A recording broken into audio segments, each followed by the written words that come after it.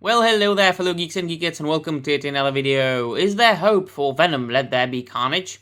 I haven't seen the film yet as of making of this video, but the reviews are out and about, and it seems that the film is being review bombed by the critics, quote unquote, not by fans. If you look at Rotten Tomatoes, it's got 59% of tomato meter from the critics and 85% from the audience score, which you should always look at if you want to know if the film is good or not. Of course, do go watch it by yourself if you want to be sure 100%, but you know what I mean.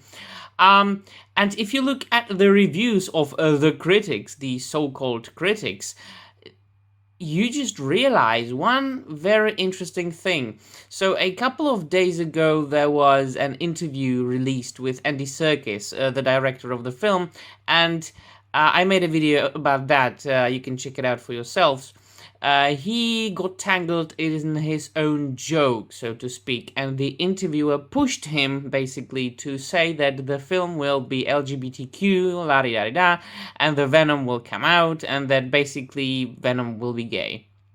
Because you can't make anything without it being some sort of LGBTQ thing today, or feminist, or leftist woke agenda, or anything of these crazy things, because the lefties just they are mentally ill people. But it seems now that it's not so.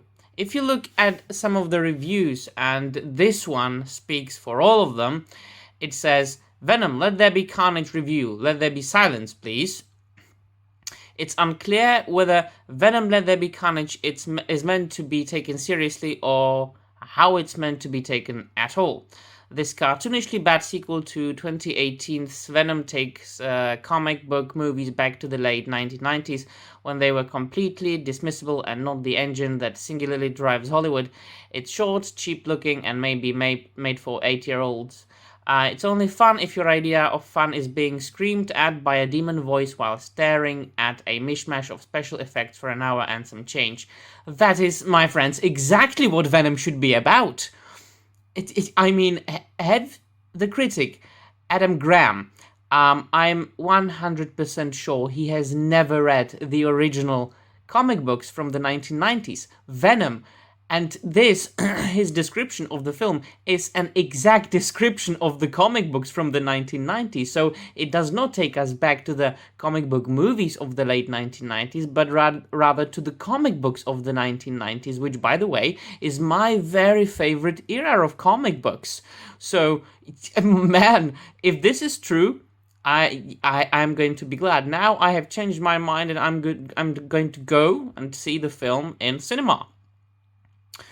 And all the reviews from the critics are as negative as this one, which only means that I don't think it really does contain that much of a woke agenda, because if it did, the critics would be fucking happy about it.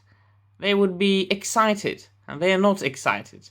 So you can tell from the reviews of the critics if the movie is good or bad. If the critics' review today are bad, well, the movie's good. So, yeah. Once again, this description is exactly what the Venom comic books from the 1990s are. I love them, and I can't wait, actually. I have said many times on this channel that I dislike modern entertainment, that I dislike adaptations, that I don't watch modern films, I don't watch adaptations of my favorite books and comic books. But, you know what? I'm going to go to see this movie out of spite. Just so I know, so I can make my own review about it, because I'm like that. Alright, so let me know in the comments down below, and please, if you've seen the movie, do not add any spoilers in the comments. People are, not excited about spoilers, and I really don't want anything, to be spoiled for you if you are interested in the film. So yeah, that will be all from me. Thank you very much for watching, and bye.